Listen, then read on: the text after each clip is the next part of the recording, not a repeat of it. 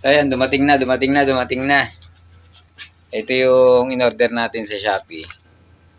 Ito ay magiging charger ng ating motor. Kasi yung motor natin ay di naman ganong maganda yung brand. Hindi rin siya yung mamahaling motor. Wala siyang charger. So ito, bumorder tayo, ikakabit natin.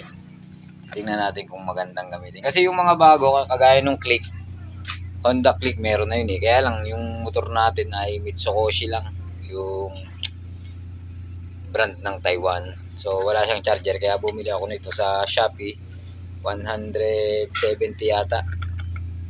Ikakabit natin. Yan, dito tayo magpapakabit sa mga gwapo. Yan, mga yan. Takore version 2. Tignan nyo naman yung setup natin. So ito guys, ipakikita ko sa inyo. Tignan nyo naman, may dala akong power bank dito. Yan oh. Kita nyo, tinalian ko lang yan.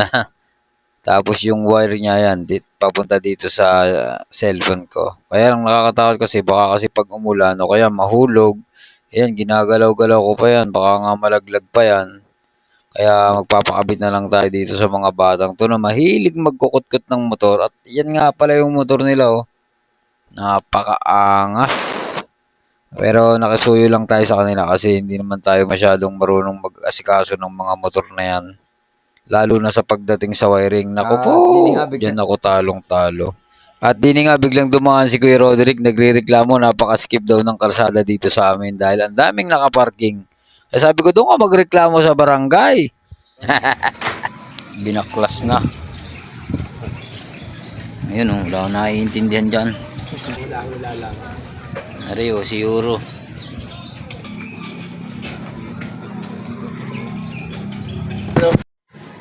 And ito na mga tol, natapos na, napakabit na. Meron na tayong charger. Nakasolve na tayo ng isang problema sa ating pagiging baguhan na delivery rider. Yan, 12.5.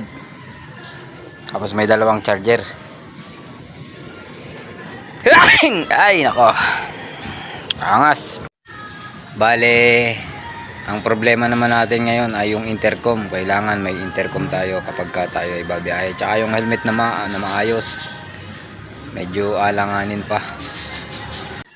Pero syempre at least nakapag-solve tayo ng isang problema.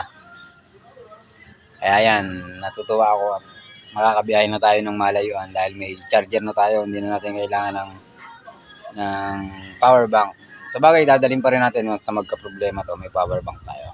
Iba-iba na yung merong reserva, diba? Kasi nung nakaraan, naubusan ako ng baterya sa Lipa. Kaya wala akong nagawa, uwi na lang. Sayang yung pabalik. Diba? Hanggang sa muli, salamat sa Diyos. Bye-bye.